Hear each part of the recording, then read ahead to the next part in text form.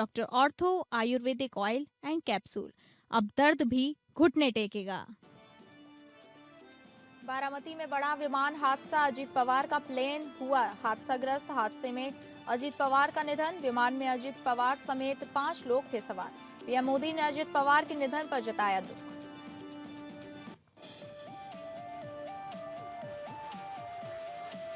आज से संसद का बजट सत्र। राष्ट्रपति के अभिभाषण से बजट सत्र का हुआ आगाज। 1 फरवरी रविवार को वित्त मंत्री निर्मला सीतारमण लगातार 9वीं बार केंद्रीय बजट पेश करेंगी। संसद का बजट सत्र 28 जनवरी से 2 अप्रैल तक चलेगा। भारत और ईयू की मदर ऑफ ऑल डील पर लगी मोहर। 90% से अधिक वस्तुओं पर आयात शुल्क घटाने या समाप्त करने पर सहमति। पीएम मोदी बोले, यह साझा समृद्धि का नया blueprint. Bharat EU trade deal से अमेरिका को लगी मिर्ची। ट्रंप के मंत्री बोले, खुद अपने खिलाफ वॉर की फंडिंग कर रहा यूरोप। यूजीसी के नए नियम पर देश भर में छात्रों का विरोध प्रदर्शन। दिल्ली में यूजीसी मुख्यालय के सामने प्रदर्शन। वहीं लखनऊ यूनिवर्सिटी के छात्रों ने भी किया प्रदर्शन। छात्रों ने कहा, यह भेदभाव बढ़ाने वाला कानून। झारखंड में नगर निकाय चुनाव का बजा बिगुल। राज्य निर्वाचन आयुक्त ने 48 नगर निकायों में चुनाव की तारीखों की घोषणा। 23 फरवरी 2026 को मतदान, 27 फरवरी को नतीजे होंगे घोषित।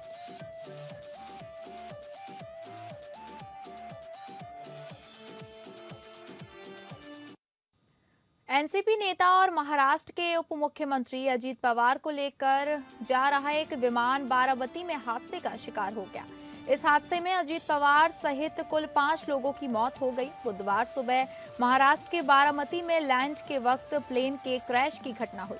अजीत पवार चुनाव प्रचार के लिए बारामती जा रहे थे। अभी तक यह साफ नहीं हो पाया है कि विमान ने क्रैश लैंडिंग की या कोई तकनीकी खराबी के चलते ये हादसा हुआ। घटना के बाद प्राइवेट चार्टर्ड विमान पूरी तरह से जल गया। अजीत पवार के निधन पर प्रधानमंत्री नरेंद्र मोदी ने दुख जताया है। उन्होंने देवेंद्र फडणवीस से फोन पर बातचीत करके जानकारी ली है। इसके अलावा गृह मंत्री अमित शाह ने भी सीएम फडणवीस से बात करके हादसे की जानकारी ली है।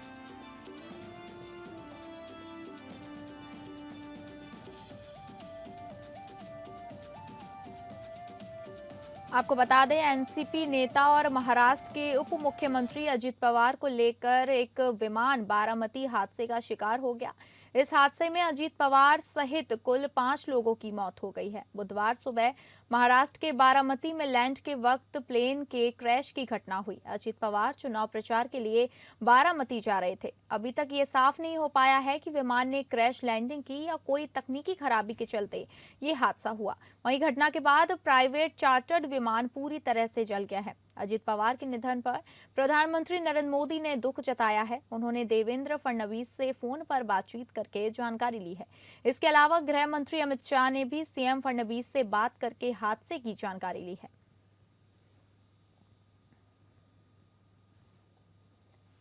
Very sad news. This kind of thing, this weather, the pilots has to be very careful. But I condole my to this shock, come out with the blessing of God and family members. It's really unfortunate to hear that news.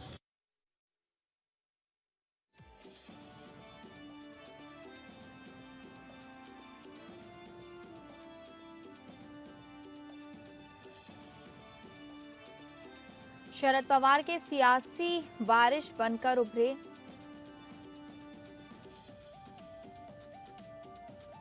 आपको बता दें, plane crash में अजीत पवार का निधन हो गया है। 22 जुलाई 1959 को अहमदनगर जिले के देवलाली प्रवरा में उनका जन्म हुआ था। वहीं शरद पवार के बड़े भाई अनंत राव पवरा के बेटे हैं अजीत पवार।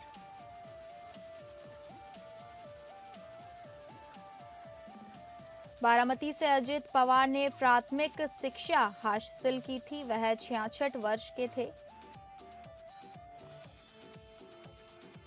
अजीत पवार ने अपने चाचा शरद पवार की उंगली पकड़कर 1982 में राजनीति में कदम रखा था। 1991 में पहली बार बारामती संसदीय क्षेत्र से लोकसभा चुने गए थे अजीत पवार। 1995 में पहली बार पुणे जिले में बारामती विधानसभा निर्वाचन क्षेत्र से विधायक बने थे अजित पवार। बारामती से 1995, 1999, 2004, 2009, 2014, 2019 और 2024 में विधायक बने अजित पवार। अजित पवार अपने 45 साल के सियासी सफर में एक बार संसद और 7 बार विधायक रह चुके हैं। और ज्यादा जानकारी के साथ हमारे संवाददाता सर्वजीत सोनी हमारे साथ जुड़ गए हैं। सर्वजीत, और क्या जानकारी आ रही है, बाकी नेताओं के क्या बयान सामने आ रहे हैं, क्योंकि ये बहुत दुखद खबर है, डिप्टी सीएम हमारे बीच नहीं रहे हैं। जिस तरह से जो विमान है मुंबई से जो अपना टेक ऑफ किया था, जिसके बाद वीआरएस कंपनी का जो विमान था ऐसा बताया जा रहा है, और 8:10 पर मुंबई से जो उड़ान भरी थी, और बारामती जो लैंडिंग का समय था 8:50 का था, लेकिन लैंडिंग के समय गड़बड़ी होने के कारण जो लैंडिंग है वो खेतों के वहाँ पे हुई है, जिसके बाद वो प्लेन आग का गोला बन गया। और उसमें अजित पवार और मुंबई के पीएसओ हेड कांस्टेबल ये है विधि जाधव, पायलट सुमित कपूर और कैप्टन संभवी पाठक और पिंकी माली जो है फ्लाइट अटेंडेंट थी, ये सभी लोग वहाँ पे दुर्घटना के शिकार हो चुके हैं। इसमें अजित पवार पूरी तरह से यहाँ पे जो है जो इनके अस्पताल में ले जाया गया, जहाँ पे उन्हें मृत्यु घोषित कर दिया। अजित पवार एक युवा नेता थे, इन हादसे का जो शिकार हुआ है इसको लेकर जो वहाँ पे बारामती अस्पताल में वहाँ उनका शव रखा गया है। वहीं उनसे जो है आखिरी उनसे मिलने के लिए, हालांकि उनका शव देखने के लिए जो काफी भावुक लोग हैं बारामती के जो पूरे युवा है वहाँ पे पहुंचे हैं, और वहीं राजनीतिक के जो बड़े बड़े हस्तियां हैं वहाँ पहुंची हैं, और जो अजित पवार के जो करीबी हैं अपना वो वहाँ पे पहुंचे हैं। जो पार्थ पवार है वो वहाँ से निकले हैं, और मुंबई से जो डेप्यूटी सीएम और जो सीएम हैं वो मुंबई से रवाना हुए हैं बारामती अस्पताल वहाँ पे पहुंचने के लिए। तो सभी राजनेता जो नेता हैं वो अब मुंबई से और कई नासिक से रवाना हुए हैं, जो है बारामती पहुंच रहे हैं, हालांकि उनके दर्शन के लिए। हालांकि सभी में शोक की लहर है। जिस तरह से हादसा हुआ कि जो एक सभा को संबोधित करने जा रहे थे अजित पवार, जिसके बाद ये हादसा हुआ कि सभी जो वहाँ पे जो है शोक की लहर है, और सुरक्षा को लेकर भी वहाँ पे किए जा रहे हैं। सभी इस मामले की जांच की मांग कर रहे हैं कि जो तकनीकी जो खराबी थी या क्या हादसा था, हादसे की वजह क्या थी, इस पूरे मामले की जांच की बात कही जा रही है। लेकिन फिलहाल अभी अस्पतालों के पास बड़े पैमाने पर जो कार्यकर्ता है वहाँ पर जमावड़ा लगा हुआ है। सभी के आंखें भावुक हैं, अस्पतालों में वहाँ पे पहुंच रहे हैं, और ये घटना सुनकर कहीं ना कहीं सब में दुख का समय है। महाराष्ट्र के लिए एक काला दिवस बताया जा रहा है। सभी का इसमें बयान आ रहा है, जो एनसीपी के हो, चाहे नेता कांग्रेस के हो, चाहे विपक्ष के हो, चाहे पक्ष के हो, सभी वहां पर एक दुखद जो है उनको संदेश मिला है, जिस तरह से वो भावुक हुए हैं। और वहीं जो पीएम की तरफ से भी एक ट्वीट किया गया है, जिसमें वो भावुक ट्वीट किया गया है। तो इसमें जो है महाराष्ट्र के लिए एक काला दिवस आज बताया जा रहा है कि काला दिन है, जिसमें एक युवा नेता, एनसीपी के एक बड़ा चेहरा कि युवा नेता खो दिया गया है महाराष्ट्र में।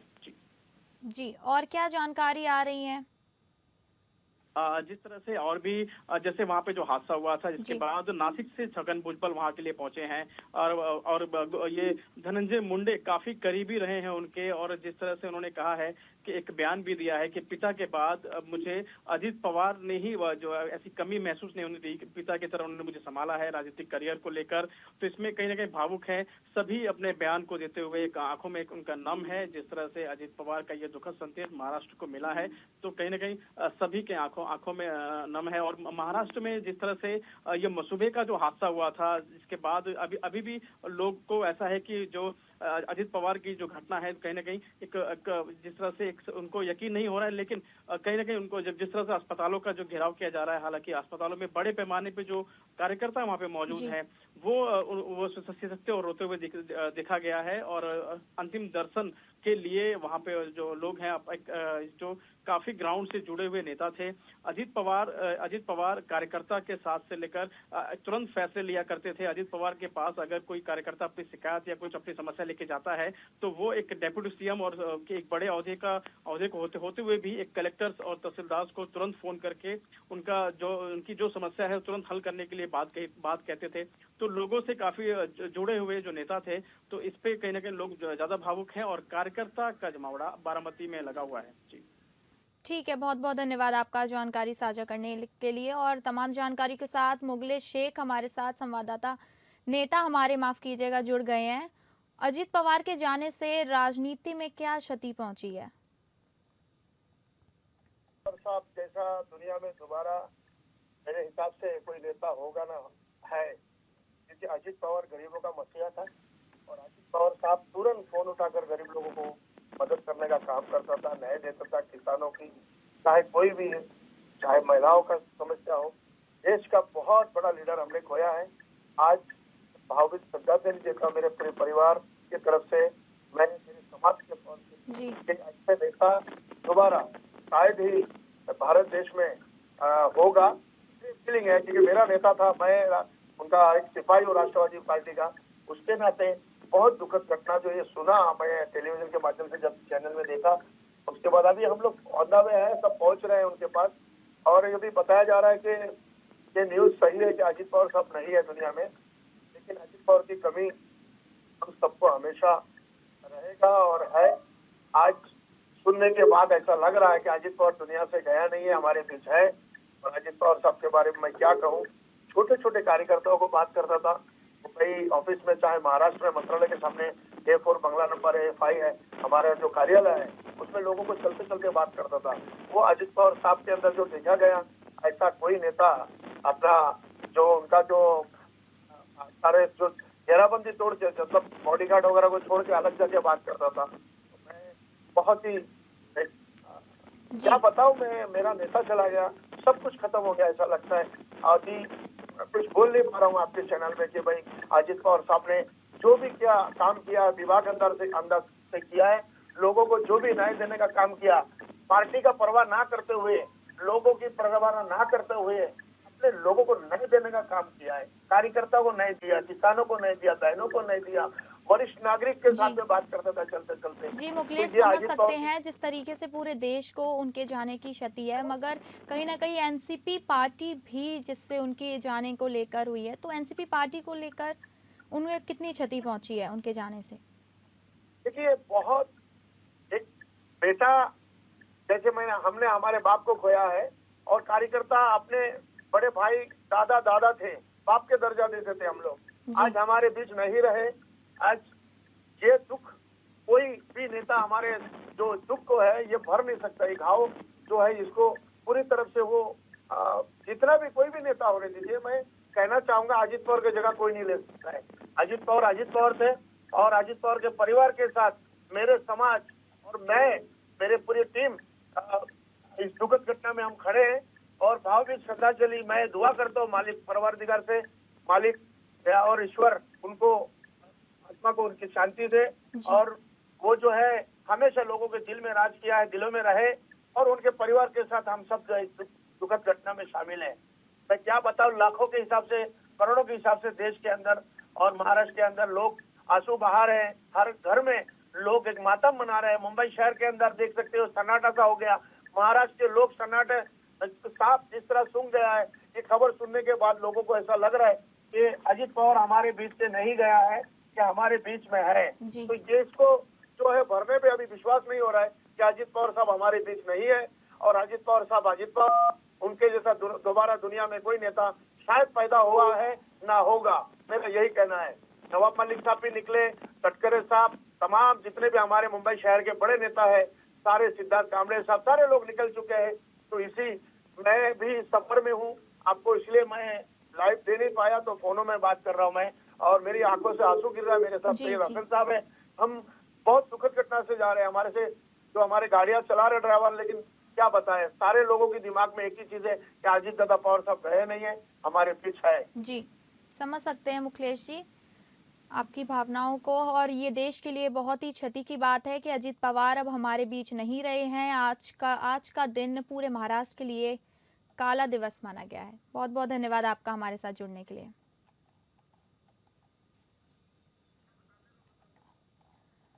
आपको बता दें कि अजीत पवार अब हमारे बीच नहीं रहे हैं। उनकी मौत से पूरे महाराष्ट्र में काला दिवस मनाया जा रहा है।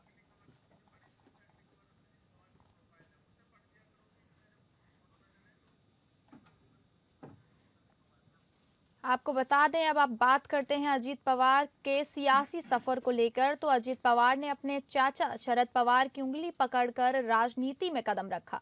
शरद परिवार पवार में सियासी वारिस बनकर उभरे। 22 जुलाई 1959 को अहमदनगर जिले के देवलाली प्रवरा में जन्म हुआ उनका। शरद पवार के बड़े भाई अनंत राव पवरा के बेटे हैं अजीत पवार। बारामती से अजीत पवार ने प्राथमिक शिक्षा हासिल की। अजीत पवार ने अपने चाचा शरद पवार की उंगली पकड़कर 1982 में राजनीति में कदम रखा था। 1991 में पहली बार बारामती संसदीय क्षेत्र से लोकसभा चुने गए। 1995 में पहली बार पुणे जिले में बारामती विधानसभा निर्वाचन क्षेत्र से विधायक बने। वहीं बारामती से 1995, 1999, 2004, 2009, 2014, 2019 और 2024 में वह विधायक भी बने। अजीत पवार अपने 45 साल के सियासी सफर में एक बार सांसद और 7 बार विधायक रह चुके थे। महाराष्ट्र सरकार में रहते हुए उन्होंने कई महत्वपूर्ण मंत्री पद संभाले। साल 2019 के बाद अजीत पवार की राजनीतिक करियर काफी दिलचस्प रही। 2019 में 2 अलग-अलग मुख्यमंत्री के अधीन उप मुख्यमंत्री की शपथ ली। अजीत पवार 6 बार महाराष्ट्र के उप मुख्यमंत्री भी बने। अजीत पवार पहली बार साल 2010 के नवंबर महीने में उप मुख्यमंत्री बने। शरद पवार से सियासी वारिस के बाद विवाद के बाद अजीत पवार ने अपनी अलग सियासी राह चुन ली थी।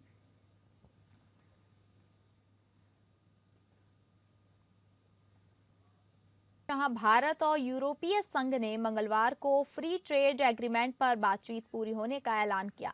यूरोपीय नेताओं की तरफ से इस समझौते को मदर ऑफ ऑल डील्स कहा जा रहा है। प्रधानमंत्री मोदी ने कहा कि भारत ने अब तक का सबसे बड़ा व्यापार समझौता पूरा किया है। भारत और यूरोपीय संघ ने मंगलवार को अपने ऐतिहासिक फ्री ट्रेड एग्रीमेंट पर बातचीत पूरी होने की औपचारिक घोषणा कर दी है। प्रधानमंत्री नरेंद्र मोदी ने कहा, आज का दिन हमेशा याद रखा जाएगा, जो हमारे साझा इतिहास में हमेशा के लिए दर्ज हो गया है।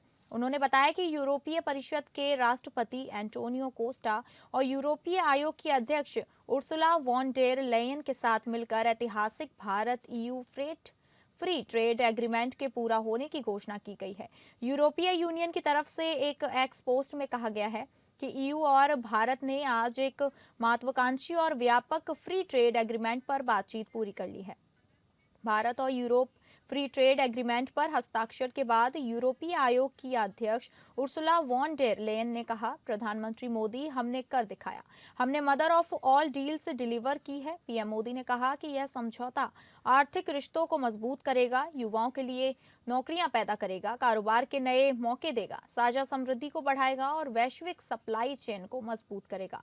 उन्होंने कहा, दुनिया की दूसरी और चौथी सबसे बड़ी अर्थव्यवस्था के बीच ये ऐतिहासिक डील अभूतपूर्व अवसर पैदा करेगी और पूरी वैश्विक समुदाय को फायदा पहुंचाएगी। यूरोपीय आयोग की अध्यक्ष उर्सुला वॉन डेर लेयन ने भी इस समझौते की जमकर तारीफ की। उन्होंने पीएम मोदी से कहा, हमने कर दिखाया। EU प्रमुख ने कहा कि यह फ्री ट्रेड एग्रीमेंट भारत और यूरोप दोनों के लिए फायदे का सौदा है और इससे व्यापार, निवेश और रोजगार के नए अवसर पैदा होंगे। उधर भारत और यूरोपीय संघ के बीच ऐतिहासिक फ्री ट्रेड एग्रीमेंट को लेकर अमेरिका नाराज दिख रहा है। अमेरिकी ट्रेजरी सेक्रेटरी का कहना है कि यूरोप भारत से ट्रेड कर रूस यूक्रेन जंग को अप्रत्यक्ष रूप से फंड कर रहा है। भारत और यूरोपियन यूनियन का सहयोग एक पार्टनरशिप फॉर ग्लोबल गुड है। हम इंडो पैसिफिक से लेकर कैरेबियन तक ट्राइलेटरल प्रोजेक्ट को विस्तार देंगे। इससे सस्टेनेबल एग्रीकल्चर, क्लीन एनर्जी और विमेन एम्पावरमेंट को ठोस समर्थन मिलेगा।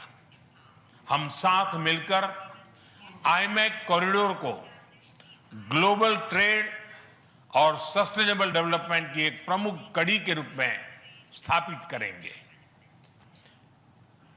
यहीं से एक नया युग शुरू हुआ।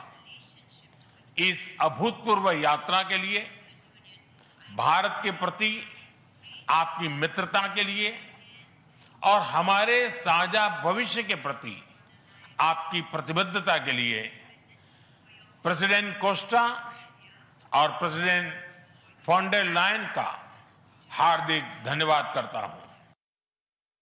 नासिक से गणतंत्र दिवस समारोह के दौरान एक हैरान कर देने वाला घटनाक्रम सामने आया है। ध्वजारोहण कार्यक्रम के भाषण में संविधान निर्माता डॉक्टर भीमराव अंबेडकर का नाम न लेने पर महाराष्ट्र के जल संसाधन मंत्री एवं नासिक के प्रभारी मंत्री गिरीश महाजन को विरोध का सामना करना पड़ा। समारोह के बीच से ही माहौल उस वक्त गर्मा गया जब एक महिला अधिकारी ने इस मुद्दे पर खुलकर आपत्ति जता दी।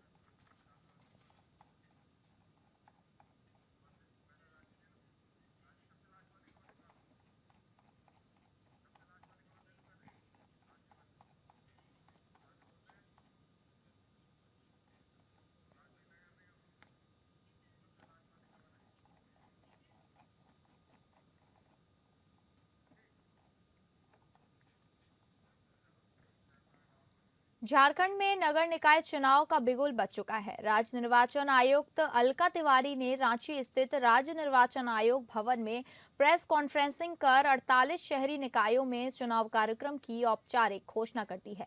आयोग के मुताबिक इन सभी निकायों में चुनाव गैरदलीय आधार पर बैलेट पेपर से कराए जाएंगे।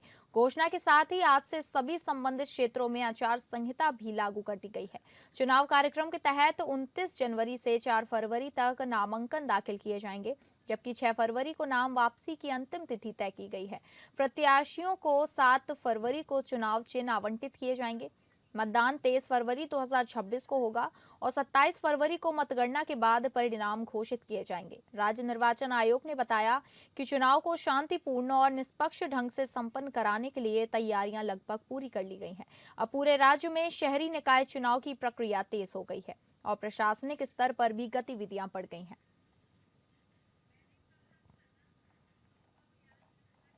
कार्मिक विभाग की जो अधिसूचना है उसके आलोक में जो भी कॉम्पिटेंट है उनके द्वारा निर्गत कास्ट सर्टिफिकेट मान्य